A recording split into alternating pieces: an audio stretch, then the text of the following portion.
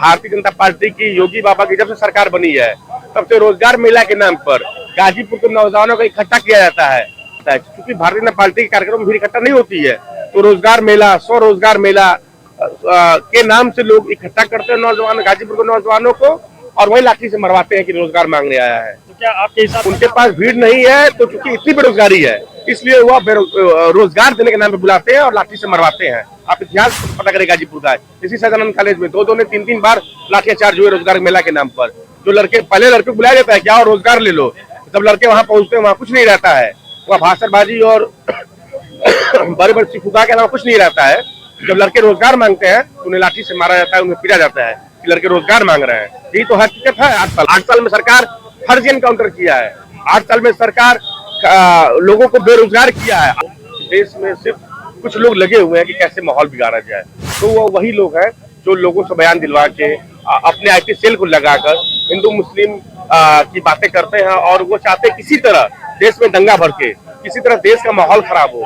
इसी तरह हिंदुस्तान में पहली बार ऐसा हुआ है कि इतनी नफरती सरकार बनी है, और यह नफरती लोग हैं जो देश के आवाम के अंदर अमन चैन नहीं देखना चाहते हैं। वह देश के आवाम को दो पक्षों में बांटना चाहते हैं, और मुझे लगता है कि अभिनव भी आया है हिंदू होकर मुसलमानों के बीच में बधाई देने।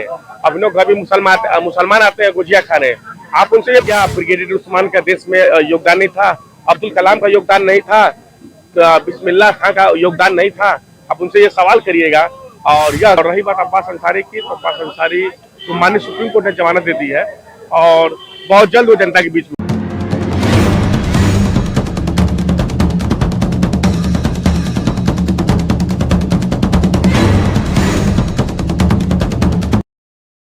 गाजीपुर ईदगाह में 2 शिफ्टों में ईद की नमाज मुकम्मल हुई, तो वहीं टेंट लगाकर समाजवादी पार्टी के विधायक सहित अन्य कार्यकर्ता भी नमाजियों को ईद की शुभकामनाएं देते हुए लोगों से गले मिले। तो वहीं हमने सपा के कट्टावर नेता अभिनव सिंह से जब बात की तो उन्होंने ईद की बधाई देते हुए सत्ता में बैठी सरकार पर जमकर हमला बोला। देखिए ये पूरी रिपोर्ट। धन्यवाद, और इस ईद की दिली मुबारक, आप सभी को ईद की दिली मुबारक हो। और प्रार्थना ईश्वर से, ऊपर वाले से प्रार्थना है कि इस देश में अमन चैन का माहौल बना रहे। जहाँ तक देखा जा रहा है अभिनव जी, इस समय मुद्दे चल रहे हैं संभल, मेरठ में यहाँ तक जिक्र हुआ है, बयान आया है कि अगर आप सड़क पे नमाज पढ़ते हैं तो आपका पासपोर्ट जब्त कर लिया जाएगा। देखिए, ये हिंदुस्तान में पहली बार ऐसा हुआ है कि इतनी नफरती सरकार बनी है, और यह नफरती लोग हैं जो देश के आवाम के अंदर अमन चैन नहीं देखना चाहते हैं। वह देश के आवाम को दो पक्षों में बांटना चाहते हैं, और मुझे लगता है कि इस ईद के साथ साथ उनका विदाई आने वाले समय में होना तय है। अच्छा, संभल से एक बयान आया था कि अगर आप ईद की सिवैयां खिलाएंगे तो उससे पहले आपको गुजिया भी खाना पड़ेगा, तो इस बयान को आप किस नजरिए से देख रहे हैं? देखिए, यह बयान सीधा सीधा मानसिक दिवालियापन है, मानसिक क्रूरता है, और गरीब मानसिक विचार के लोग इस तरह का बयान देते हैं। उनसे ये पूछिए ना कि अभिनव भी आया है हिंदू होकर मुसलमानों के बीच में बधाई देने। अभिनव का भी मुसलमान आते हैं गुजिया खाने। आप उनसे ये पूछिएगा कि देश में अमन चैन कैसे बरकरार रहेगी? क्या ब्रिगेडियर उस्मान का देश में योगदान नहीं था, अब्दुल कलाम का योगदान नहीं था, बिस्मिल्लाह खां का योगदान नहीं था? आप उनसे ये सवाल करिएगा, और यह गरीब मानसिकता के लोग हैं।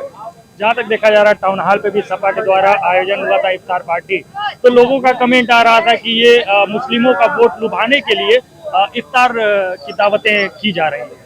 देखिए, सीधा सवाल ये है, इनका एक एजेंडा है कि हिंदू मुस्लिम बांटो, किसी भी तरह हिंदू और मुस्लिम को दो इनका सेपरेशन करो, 2 भागों में इनको बांटो। तो इसमें बस वो ना रोजगार बात करेंगे, ना हो रहे अपराध पर बात करेंगे, वह सिर्फ हिंदू मुस्लिम पे ही बात करेंगे। लेकिन उत्तर प्रदेश और देश के आवाम से मेरी ये गुजारिश है, यह अपील है कि इनके बातों में ना आकर देश में अमन चैन का माहौल बनाए और कायम रखने का काम करें।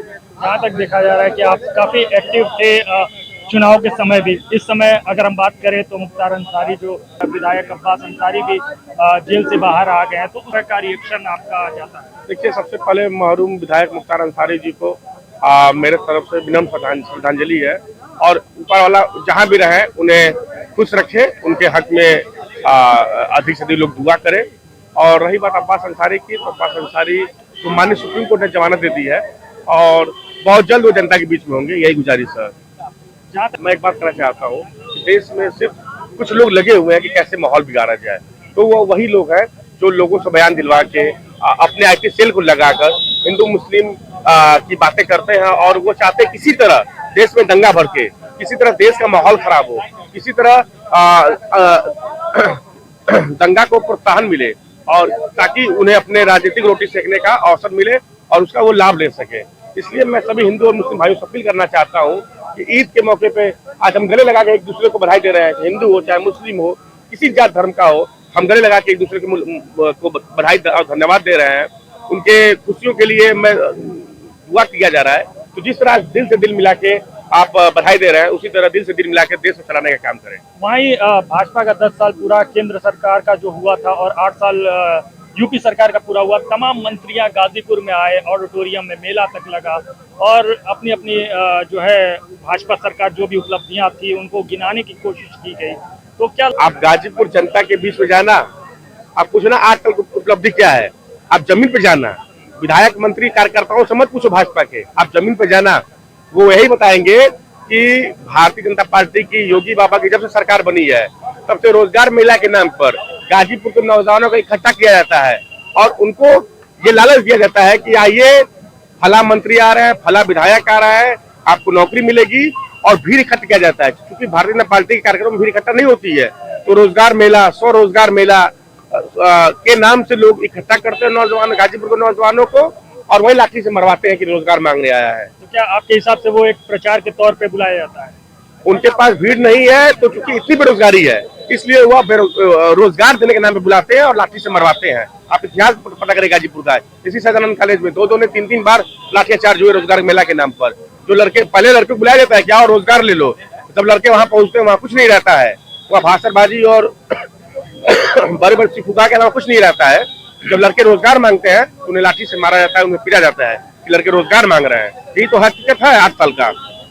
8 साल में सरकार फर्जी एनकाउंटर किया है, 8 साल में सरकार लोगों को बेरोजगार किया है, 8 साल में सरकार हर साल लगातार पेपर हो रहे हैं, यूपी टेट हो, सी टेट हो, पुलिस ड्राइवर हो, यूपी पीसीएल हो, आपका टिबुल ऑपरेटर हो, कौन सा पेपर लीक नहीं हुआ है?